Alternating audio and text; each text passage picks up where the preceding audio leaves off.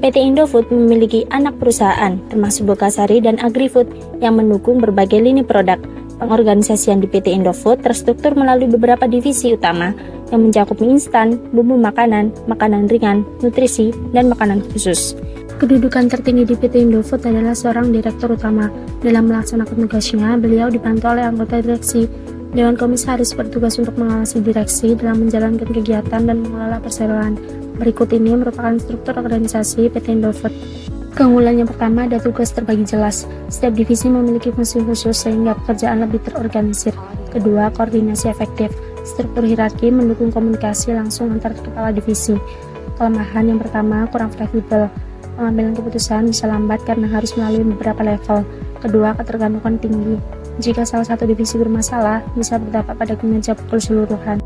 Jam kerja karyawan PT Indofood telah disesuaikan dengan peraturan yang ditetapkan oleh Departemen Tenaga Kerja, yaitu maksimal 40 jam per minggu untuk staf kantor. Struktur organisasi PT Indofood terlihat berbentuk piramida, di mana jumlah karyawan semakin banyak di level bawah dan semakin sedikit di level atas.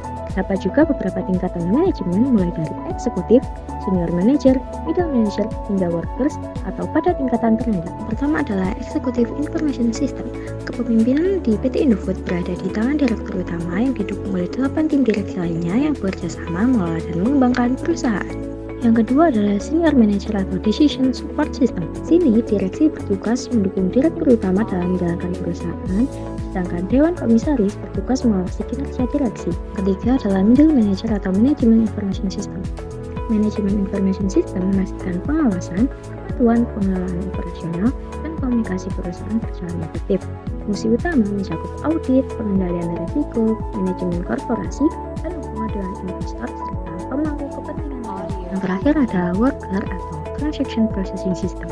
Transaction Processing System digunakan untuk mendukung operasi bisnis PT Indofood yang terdiri dari 2 divisi, yaitu Divisi Manajemen Operasional dan juga Divisi Manajemen Korporasi. Seorang manajer umum dalam melaksanakan tugasnya dibantu oleh sekretaris manajer, dan manajer umum ini mempunyai tanggung jawab yang besar atas berlangsungnya skala kegiatan perusahaan yang meliputi memimpin, mengatur, membimbing, dan mengarahkan organisasi perusahaan. Dan manajer umum ini membawahi 6 departemen, yaitu manajer pabrik, BPDGC, manajer keuangan, manajer pemasaran, manajer personalia, dan processing officer. Divisi mie instan, PT Indofood berhasil memproduksi berbagai macam produk dengan beragam merek dan rasa yang berbeda.